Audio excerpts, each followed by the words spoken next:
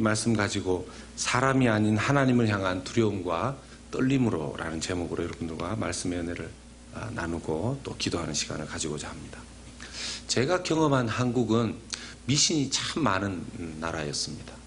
지금도 아마 그 미신은 많이 없어지지 않고 사람들에게 있지 않을까 그런 생각이 듭니다. 제가 자란 곳에만 해도 이 팔공산이라는 산이 있었는데 나름 이 불교도들에게는 영험한 산으로 알려져 있고요. 거기에 가면 이렇게 동화사라는 유명한 절이 있습니다. 해마다 이 입시철만 되면 또 직장인들이 직장을 가야 되는 그런 취업의 시즌만 되면 사람들이 거기에 가서 그냥 불야성을 이루면서 엎드려서 빌고 그렇게 했습니다. 아마 저마다 중요한 자신의 이 자녀들 또는 인생의 앞길을 앞두고 어떤 결정을 내려야 될 때 누군가의 도우심이 간절히 필요해서 그렇게 엎드리고 빌지 않았나 그런 생각들을 해보게 됩니다. 오늘 우리는 이 사무엘서를 통해서 계속해서 다윗과 사울을 대조해서 계속해서 보고 있는데요. 다윗은 누구에게 자기의 어려운 시기에 엎드리며 사울은 자기가 정말 궁급하고 어려운 그 시간에 누구에게 엎드리는지 누구를 의지하는지 계속해서 성경이 우리에게 보여주고 있습니다. 다윗의 이야기부터 이 사무엘상 28장의 이야기가 등장을 하는데요. 1절과 2절의 말씀을 보면 블레셋 편에서 이제는 아예 이 블레셋 편에서 이스라엘과 싸우는 신세가 된 다윗의 이야기가 등장을 합니다. 여러분, 다윗이 도망자의 신세로 사울을 피해서 이리저리 도망을 다니다가 결국에는 블레셋의 정치적인 망명을 가지 않았습니까? 그럴듯한 거짓말을 해서 자신은 지금 다른 나라를 습격해서 그들의 물건들을 탈취해서 그렇게 살고 있었지만 블레셋의 아기스 왕에게는 자기가 이스라엘을 침공했노라고 이스라엘을 습격을 해서 자기는 이제 이스라엘과 원수가 되었다. 그런 메시지를 보내고 이 아기스 왕은 그렇기 때문에 다윗을 계속 신뢰하게 됩니다. 그런데 이제 급기야 아기스 왕이 이스라엘과 전쟁을 해야 되는 이때에 아기스 왕은 다윗과 함께 하겠다고 이야기를 합니다. 다윗은 지금 어쩔 요량인지 이스라엘과 전쟁을 해야 되는 아군과 지금 전쟁을 해야 되는 상황인데 2절의 말씀을 보면 이르되 다윗이 아기스에게 이르되 그러면 당신의 종이 행할 바를 아시리이다. 이 말은 아기스 왕과 함께 하겠다는 얘기도 아니고 안 하겠다는 얘기도 아니고 다윗이 아주 알쏭달쏭하게 아기스 왕에게 말하고 있습니다. 한편 이쯤 되면 이 다윗이 자기가 사실은 이스라엘하고 싸울 수 있는 입장까지 가는 것은 너무 코너에 몰리는 거 아니겠습니까? 이렇게까지는 되어서는 안 되니까 빨리 어떻게 도망을 나오든지 빠져나오든지 해야 되는데 이 아기스 왕 앞에서 굉장히 담대하고 배짱 좋게 지금 응하고 있습니다. 사실 다윗이 이때 아기스 왕에게 지금까지 제가 했던 것들은 다 거짓말이었습니다. 제가 사실은 이스라엘과 싸웠던 것이 아니라 주변에 있었던 다른 나라들을 습격해서 제가 그걸 탈취해서 지냈었습니다. 용서해 주십시오 라고 그렇게 한들 아기스 왕이 정말 자비를 베풀어서 당신 참 정직한 당신 참 정직한 사람이군요. 내가 은혜를 베풀겠습니다. 그렇게 나올 리도 없습니다. 어떻게 보면 다윗의 입장에서는 아주 담대하게 배짱 좋게 아기스 왕에게 끝까지 한번 버텨보는 것입니다. 물론 이거 굉장히 위험한 짓입니다. 굉장히 위험한 짓입니다. 그렇다고 해서 아기스 왕에게 내가 충성을 맹세하겠습니다 이렇게 말하지도 않습니다. 아주 말을 교묘하게 하면서 배짱 좋게 지금 그 자리에 있습니다. 나중에 이제 28장 후반부와 29장에 넘어가면 하나님께서 섭리를 베풀어 주셔서 이스라엘과 싸우지 않도록 도와주십니다. 이스라엘의 장수들이 블레셋과 이스라엘의 그 전쟁에 다윗이 동참하지 않기를 아기스 왕에게 요청합니다. 그래서 다윗은 자동적으로 빠져나올 수 있게 되죠. 오히려 그때도 좀 큰 소리를 좀 이렇게 칩니다. 나를 못 믿는 것입니까? 이렇게 이야기를 하면서. 다윗이 그럴 때 보면 참 연기를 잘하는 사람인 것 같아요. 문제는 참 다윗은 이렇게 어쨌든 이리 갔든 저리 갔든 배짱이 참 좋은 사람인데 사울 왕은 그렇지 않습니다. 아주 반대되는 모습을 이제 계속 보게 되는데요. 사울 왕에 대해서 사울 왕이 무당을 찾아가는 이야기를 하기 전에 3절에 갑자기 성경상의 어떤 나레이터를 동원해서 사울에 대한 메시지 하나를 탁 던집니다. 3절의 말씀을 봅니다. 사무엘이 죽었으므로 온 이스라엘이 그를 두고 슬피 울며 그의 고향 라마에 장사하였고 사울은 신접한 자와 박수를 그 땅에서 쫓아내었더라. 사무엘이 죽었습니다. 이스라엘에게 하나님의 음성을 들려주었던 사무엘 선지자가 죽었습니다. 그리고 이 사무엘 선지자는 사울 왕을 향해서도 늘 책망했었고 또 하나님의 뜻이 이러하다고 말씀을 전해주었던 그런 제사장 역할을 했었던 사람이었었습니다. 그런데 이 사무엘이 죽고 이스라엘 전체가 슬퍼했을 뿐만 아니라 사울도 이제 의지할 자가 없었습니다. 그런데 사울이 잘한 것 하나를 지금 3절에서 말하고 있습니다. 뭡니까? 사울은 신접한 자와 박수를 그 땅에서 쫓아내었더라. 지금 사울 왕의 상황 속에는 영적인 공황 상태 속에 빠져 있는 것을 보게 됩니다. 하나님의 뜻을 전했던 사무엘 선지자도 없고 또 비록 악한 영적인 세계의 일들을 논했었던 무당과 신접한 자들도 없는 상황입니다. 금지된 상황입니다. 영적인 공백 상태, 영적인 공황 상태입니다. 여러분, 우리는 세상의 지식과 세상의 원리와 정치와 경제 이런 것들로 세상이 잘 돌아갈 것으로 생각을 하지만 사실은 영적 세계, 어떤 분은 그것을 4차원의 세계라고 말하기도 하죠. 사실은 영적 세계가 우리의 모든 인간의 눈에 보이는 삶의 뒤에 배경으로 우리를 둘러싸고 있다는 것을 우린 영적이지 않은 사람들은 잘 모릅니다. 자기에게 일어나는 그 모든 일들이 어떤 영적인 세계와 관련이 되어져 있는지 그걸 잘 모르는 것입니다. 늘 귀신 앞에 엎드리는 사람은 귀신 따라갑니다. 늘 하나님 앞에 엎드리는 사람은 하나님의 인도하심을 따라가는 것입니다. 이런 영적인 세계의 일을 모르는 사람들은 자기가 지금 귀신에 엎드려서도 돈만 많이 벌 수 있으면 장땡이라는 거죠. 귀신에게 엎드려서 자기 자식이 잘 되면 장땡이라는 것입니다. 어떤 사람은 하나님 앞에 엎드렸는데 병에 걸리고 하나님 앞에 엎드렸는데 일이 좀 잘 안 되면 내가 다른 곳을 가야 되는가, 이렇게 착각하는 무지한 사람들이 있다는 것입니다. 지금 이스라엘은 완전히 영적인 공백 상태에 놓여져 있습니다. 그럼에도 불구하고 어쨌든 사울은 신명기 18장 10절 이하의 말씀을 따라서 율법을 지키기 위해서 왕으로서 무당과 점치는 사람들을 쫓아냈었습니다. 그런데 지금 급해진 사울 왕이 이 무당을 다시 찾기 시작했습니다. 4절에서 6절의 말씀을 보면 굉장히 다급한 사울 왕의 모습이 나옵니다. 블레셋이 쳐들어오는 거죠. 이 블레셋은 어떤 분이 이 블레셋과 이스라엘의 관계를 이렇게 이야기를 해놨는데, 이스라엘이 영적으로 충만했을 때는 블레셋이 쳐들어오지 않습니다. 거의. 이스라엘이 영적으로 다운되면 희한하게 블레셋이 쳐들어옵니다.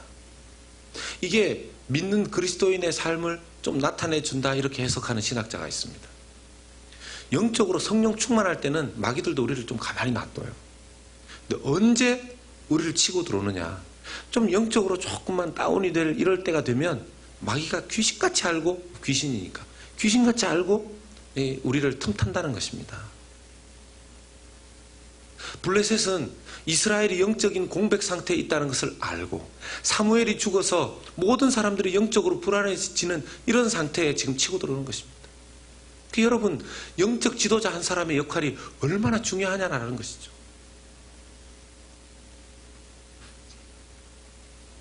영적 지도자를 잃은 영적 공동체는 힘이 없습니다. 사울은 그것을 대신할 수 있는 영성을 갖춘 사람도 아니었습니다. 그리고 그는 평상시에 하나님을 찾던 사람도 아니었어요. 전쟁 때만 되면, 그럼에도 불구하고 전쟁 때만 되면 하나님을 찾습니다. 마치 입시철에 또 취업철에 절에 가서 아니면 무당을 찾아가서 어디를 가서든지 어떤 신령한 존재에게 답을 들으려고 하는 그런 사람처럼 동쪽으로 가야 되는지 서쪽으로 가야 되는지 하나님을 미신적인 존재로 믿었던 그런 사울의 모습을 보여주고 있습니다. 5절의 말씀이 특별히 눈에 띄입니다. 5절의 말씀 한번 같이 보겠습니다. 5절의 말씀 같이 한번 읽어보겠습니다. 시작. 사울이 블레셋 사람들의 군대를 보고 두려워서 그의 마음이 크게 떨린지라. 이미 사울은 블레셋 군대를 보고 그의 마음은 떨렸습니다. 그의 눈에는 블레셋 군대는 보였지만 하나님은 보이지 않았습니다. 그의 마음은 그 군대 때문에 떨렸지만 그의 마음 안에 하나님은 안 계셨습니다. 이미 전쟁에서 진 거죠. 사울의 평상시의 신앙을 그대로 보여주는 거 아니겠습니까? 눈에 자기의 현실적인 문제는 보이지만 살아계신 하나님은 보이지 않는 것입니다. 자기의 마음에 현실에 일어나는 일들 때문에 두렵고 떨리고 긴장되고 다급하고 답답하지만 자기의 마음 가운데 자기의 마음 어느 곳에도 하나님은 계시지 않는 것입니다.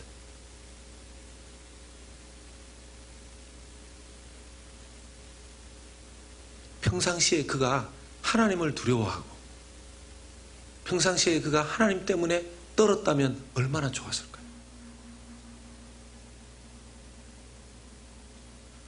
사도 바울도 두렵고 떨림으로 너의 구원을 이루라 그렇게 권면하지 않습니까? 우리는 오히려 두렵고 떨어야 될 대상이 있다면 누구겠습니까? 하나님이죠. 하나님. 우리가 하나님을 향해서 두려워하고 떤다면 어떤 분이 그런 말씀을 하셨는데 누가 하셨는지 기원은 누군지 모르겠지만 하나님 앞에 무릎 꿇는 사람은 사람 앞에 무릎 꿇을 일이 없다 이런 얘기를 했습니다. 우리가 하나님 앞에 늘 무릎 꿇고 하나님 앞에 엎드린다면 사람 앞에 엎드릴 일이 별로 없을 것이라는 거죠. 여러분 믿으십니까? 믿음대로 될 줄 믿습니다. 하나님 앞에 무릎 꿇는 사람, 하나님 앞에 엎드리는 사람, 기도를 해도 하나님 앞에 기도하고 아무런 응답이 없어도 이제 보면 하나님께 묻지요. 6절의 말씀 보면 사울이 여호와께 묻자오되 여호와께서 꿈으로도 우림으로도 선지자로도 그에게 대답하지 아니하셨습니다. 사울이 하나님께 묻지만 여호와께서는 대답하지 않으셨다고 합니다. 여러분 하나님께 갑자기 묻는다고 해서 사울에게 대답하실 분이 아닙니다. 왜냐? 사울이 어떤 짓을 했습니까? 이미 그 전부터 사무엘 선지자를 통해서 들려주었던 하나님의 메시지를 사울은 얼마나 많이 무시했는지 모릅니다. 거기에다가 무고한 제사장 85명을 죽이지 않았습니까? 하나님의 종들 85명을 참한 사람이 사울왕입니다. 지금 자기가 저지른 죄는 생각도 하지 않고 하나님 앞에 물어봅니다. 우림으로도 꿈으로도 선지자로도 물었지만 선지자들 다 죽었고 제사장들 다 죽었는데 우림과 둠밈을 가지고 있는 제사장들도 아무도 없는데 누가 그에게 대답을 해준다는 얘기입니까? 평상시에 자기의 신앙생활, 평상시에 하나님과의 관계 그렇게 엉망으로 지내놓고 하나님을 그렇게 무시해놓고 영적인 지도자들 그렇게 깔아뭉개놓고 다 죽여놓고 이제 와가지고 선지자를 찾고 우림을 찾고 둠밈을 통해서 제사장을 통해서 하나님의 음성을 듣겠다. 이게 무슨 신도입니까? 자기의 죄는 생각도 하지 않고.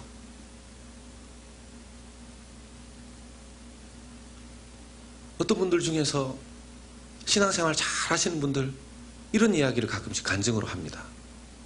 나는 그냥 특별히 기도도 하지 않았는데 내가 생각만 했을 뿐인데 하나님께서 응답해 주시고 이루어 주셨다고. 제가 그런 분들의 신앙생활의 특징을 자세히 좀 관찰해 봤습니다.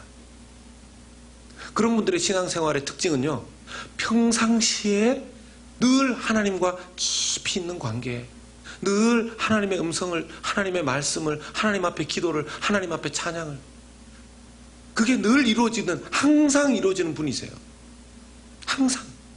그러니까 하나님 앞에, 이미 하나님 앞에 오고 가는 그런 기도의 관계가 충실하다 보니까 하나님께서 그냥 생각만 해도 이루어지는 것처럼 느껴지는 것이죠.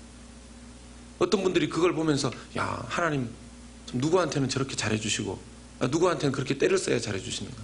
평상시에 잘하면요, 평상시에 잘하면. 우리 자녀들과 부모님과의 관계도 그렇지 않습니까?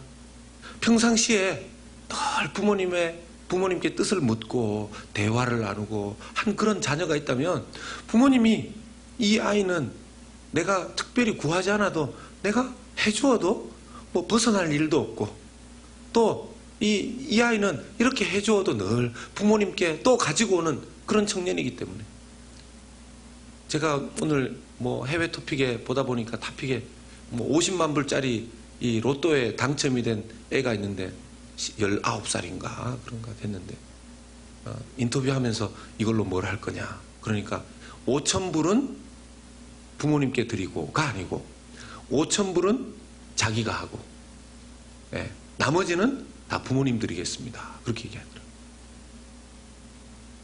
이 잘못 배운 이 사람 같으면 5,000불은 부모님께 드리지 않겠어요? 근데 자기는 5,000불이 필요하니까 뭐 때문에 5,000불이 필요한지 모르겠어요. 5,000불이 필요하니까 그렇게 하고, 자기들 남매를, 자기를 형제를 키우느라 고생한 부모님께 다 드리겠다는 거예요. 그러니까 그 밑에 사람들이 어떻게 그걸 평가했냐면, 그 부모님한테는 그 아들이 로또다, 이렇게 평가를 했더라고요. 그 부모님한테는 그 아들이 로또다. 네?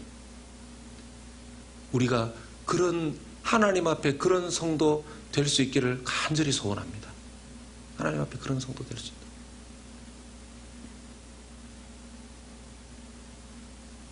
하나님 앞에 묻고 묻는데 그가 쌓아온 악이 너무 컸습니다. 어쩌면 그가 하나님의 응답을 받으려면 그가 먼저 해야 됐던 것은 회개였을 것입니다. 회개. 그러니 응답이 없는데, 이렇게 응답이 없을 때는 어떻게 해야 되겠습니까? 여러분, 하나님의 응답이 없다. 답을 어디서 찾아야 되겠습니까? 하나님의 응답이 없다. 저와 여러분들 신앙생활 하면서 하나님께 물으면 답을 받는다, 이게 공식 아니겠습니까? 그럼에도 불구하고 기도를 하고 하나님께 질문을 하는데 답을 얻지 못한다. 어디서 찾아야 되겠습니까?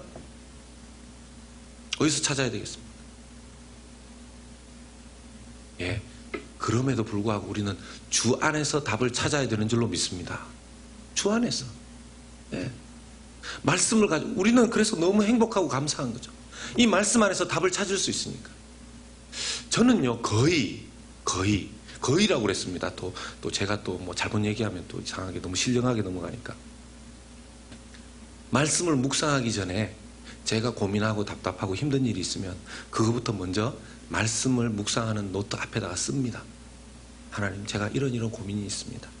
제가 이런 문제를 좀 풀어야 되겠습니다. 하나님, 오늘 제가 말씀을 묵상할 때, 기도할 때 말씀해 주십시오. 말씀해 주시면 좋겠습니다. 그렇게 먼저 씁니다. 사람이 좀 기록할 때 좀 정리가 잘 되지 않습니까? 그리고 나서 큐티를 한다거나 말씀을 묵상한다거나 읽고 기도하고 이렇게 할 때 하나님께서 말씀을 읽고 큐티하는 과정을 통해서 응답해 주실 때가 많아요. 제 생각을 정리시켜 주시고, 무엇을 해야 되는지, 어떻게 결정해야 되는지, 어떤 방향으로 가야 되는지 말씀해 주실 때가 참 많습니다. 그런데 어떤 때 하나님께서 응답을 빨리, 제가 물었던 것보다 주님께서 주시는 응답 속에서 저를 돌아봐야 되는 것들이 참 많은 걸 보게 됩니다. 제 자신을 돌아봐야 돼요. 사울도 자기 자신을 좀 돌아보면 얼마나 좋았을까요? 충실히 자기 자신을 돌아보지 않고 7절의 말씀에 보면 신접한 여인에게 찾아갑니다. 이 신접한 여인, 쉽게 말하면 무당이죠. 무당을 찾아갑니다. 그가 하나님이 대답하지 않는다고 해서 이렇게 급한 마음으로 무당에게까지 갈 이유가 뭐가 있을까요? 뭐가 있을까요? 뭐가 그렇게 급해서? 도대체 이스라엘의 왕, 초대 왕, 사울 왕이 자기가 쫓아냈던 무당에게 이렇게 가야 할 이유가 뭐가 있을까요? 7절의 말씀에 그 이유가 나옵니다. 사울이 그의 신하들에게 이르되 나를 위하여 신접한 여인을 찾으라. 내가 그리로 가서 그에게 물으리라 하니 그의 신하들이 그에게 이르되 보소서 엔돌에 신접한 여인이 있나이다. 신접한 여인을 누구를 위해서 찾으라는 겁니까? 여러분 성경은 보고 계십니까? 네. 신접한 여인을 누구를 위해서 찾으라는 겁니까? 나를 위하여. 나를 위하여. 그 이후에도 사울의 그 신접한 여인을 이 무당을 만났을 때도 나를 위해서 어떤 영혼을 불러 올리라 이렇게 얘기합니다. 사울의 지금 이 다급한 상황에서 가장 중심되는 가장 먼저 고려하는 존재는 누굽니까? 자기 자신이죠. 납니다. 나.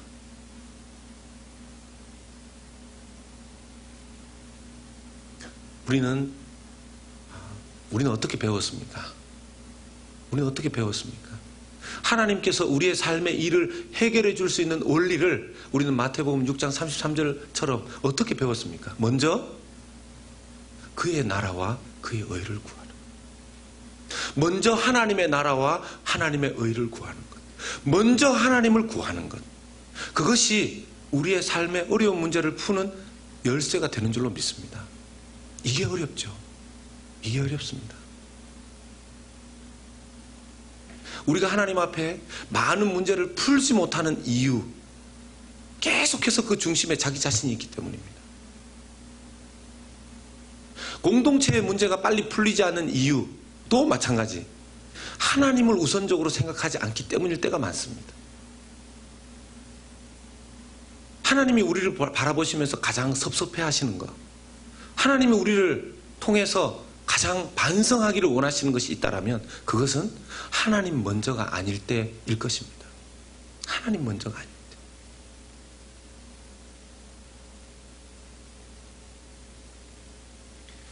사울은 자기 신하들도 참 잘못 두었습니다.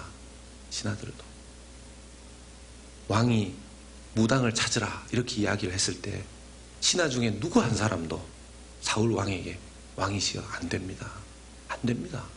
이스라엘의 왕께서, 하나님의 선택받은 이스라엘 민족의 왕께서 무당을 찾다니요. 안 될 일입니다. 누구 한 사람 이야기하지 않고 곧바로 어디에 누가 있는지 이야기합니다. 자기들도 아마 좀 다녔던 것 같아요. 자기들도. 평상시에 알게 모르게 좀 다녔는지도 모르겠습니다.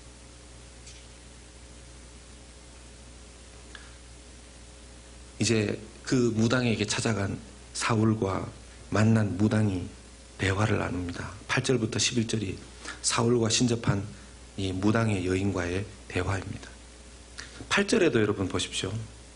8절에도 사울이 다른 옷을 입어 변장하고 두 사람과 함께 갈새 그들이 밤에 그 여인에게 이르러서는 사울이 이르되 청하노니 누구를 위하여요? 나를 위하여. 나를 위하여. 뭐 이스라엘 민족을 위하여, 하나님의 영광을 위하여 이런 단어는 보이지 않습니다. 오로지 나를 위하여입니다. 나를 위하여. 나를 위하여 신접한 술법으로 사람을 불러올리라는 것입니다. 그런데 아주 놀랍게도 9절에 보시면 이 무당이 지금 찾아온 사울 왕이 변장을 하고 왔기 때문에 누군지 모르죠. 누군지 모르는 상황에서 사울 왕의 이름을 언급합니다. 여인이 그에게 이르되 네가 사울이 행한 일 곧 그가 신접한 자와 박소를 이 땅에서 멸절시켰음을 아나니 내가 어찌하여 내 생명에 올무를 놓아 나를 죽게 하려고 하느냐. 사울 왕인지 모르고 사울 왕이 우리를 다 멸절시키고 쫓아냈는데 당신이 나를 지금 죽음에 이르게 하려고 하느냐. 이 얘기를 하는 것입니다. 사울 왕이 변장한 상태에서 이 이야기를 듣고 사실은 맞아. 내가 쫓아냈었지. 하나님께서 이 무당의 여인의 입술을 통해서 어쩌면 마지막 경고를 주고 있는지도 모르겠어요. 마지막 경고를. 그럼에도 불구하고 사울 왕이 돌이키지 않습니다. 갈 때까지 갑니다. 10절의 말씀에 보면요, 사울 왕이 정말 하면 안 되는 짓을 합니다. 십계명에도 나오는 바 하나님의 이름을 망령되게 일컫습니다. 사울이 여호와의 이름으로 그에게 맹세하여 이르되 여호와께서 살아계심을 두고 맹세하노니 내가 이 일로는 벌을 당하지 아니하리라. 자기가 할 수 있는 맹세도 아니었고 하나님이 인정하시는 맹세도 아니었고요. 율법에 금지해 놓은, 율법에 금지해 놓은. 여러분, 우리가 신앙생활을 할 때 보면 해도 되고 안 해도 되는 것이 있고 하면 절대로 안 되는 것들이 있습니다. 그죠? 이 신약에 와서도 이렇게 보면 사도 바울도 내가 고기를 먹는 것 때문에 누군가가 실족을 한다면 나는 고기를 안 먹을 수도 있다. 그러나 이것은 하나님의 명령이라기보다는 덕의 차원이다. 그렇게 이야기를 하죠.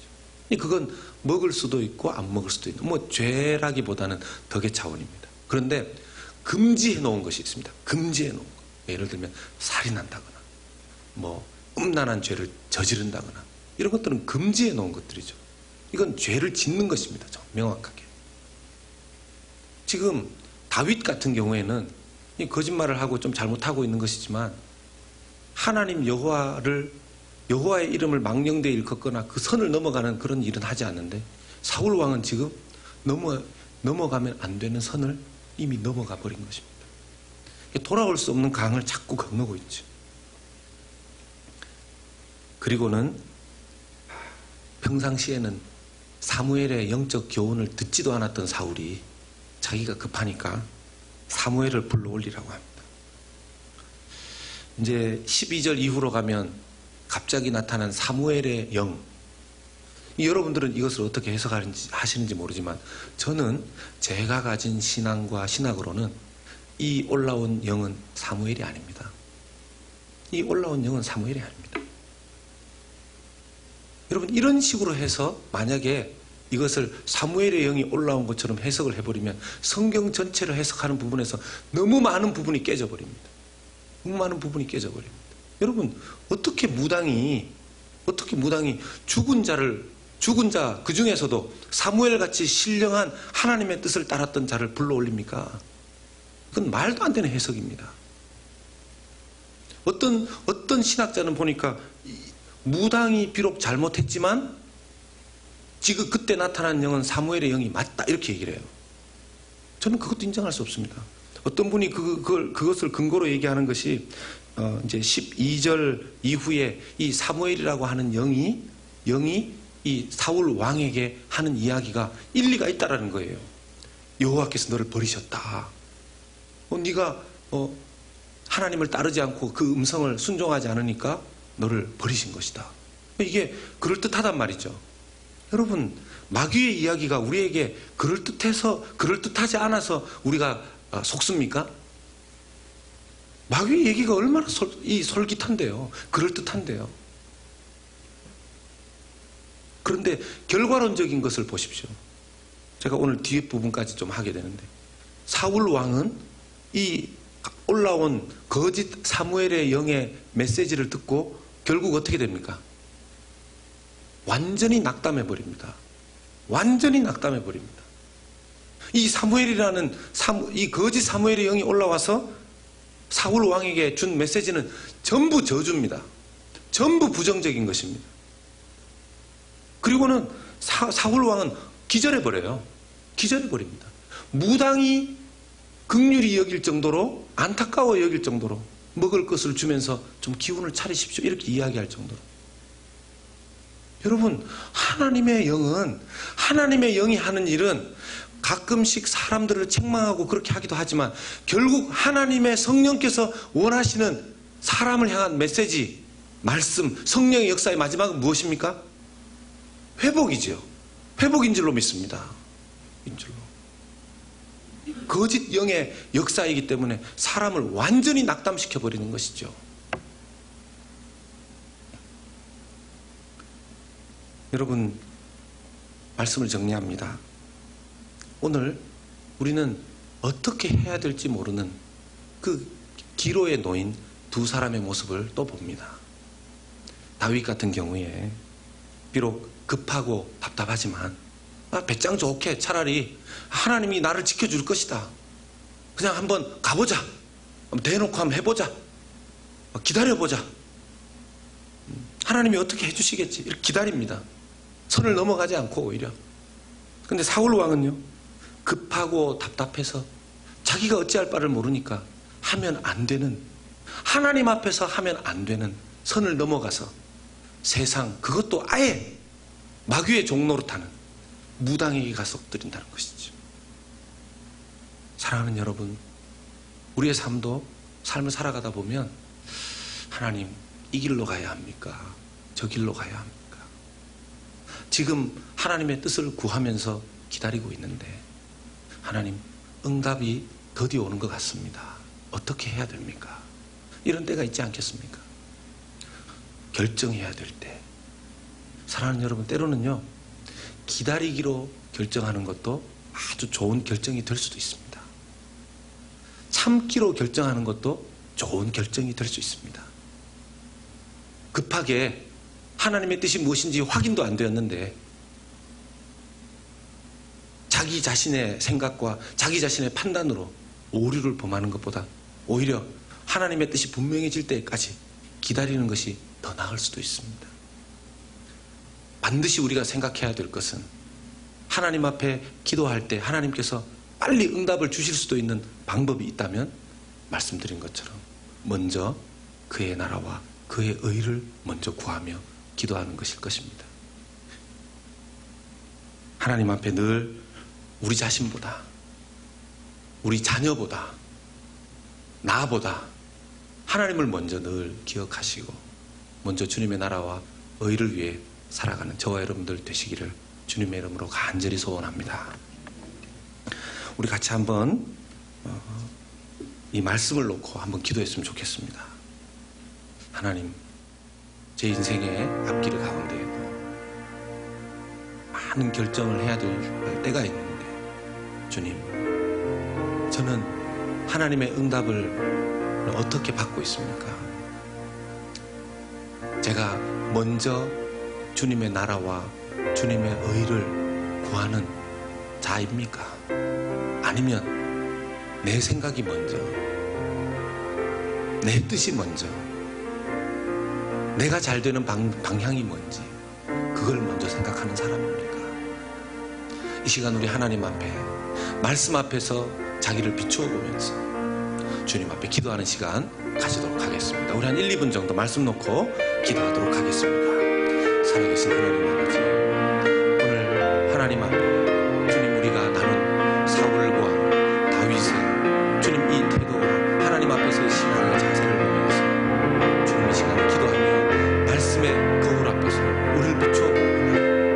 주님, 먼저 주님의 나라와 의를 구하는 그런 신앙의 자세와 길을 가고 있는지, 아니면 우리가 참 약하기 때문에, 우리가 참 어리석기 때문에 늘 주님, 내 문제부터 해결해 주십시오, 나를 좀 생각해 주십시오, 이것이 먼저 나오고 있는 사람인지, 주님, 이렇게 약하고 이렇게 무지하고 이렇게 주님 이기적이고 이렇게 개인적인데 주님, 우리를 용서하시고 우리를 불쌍히 여겨주셔서 주님, 주님의 나라와 주님의 의를 먼저 구하는 주님, 그런 신앙생활, 그런 신앙의 자세, 주님, 그런 신앙의 바른 모습으로 주님 앞에 설 수 있도록 은혜 베풀어 주시옵소서.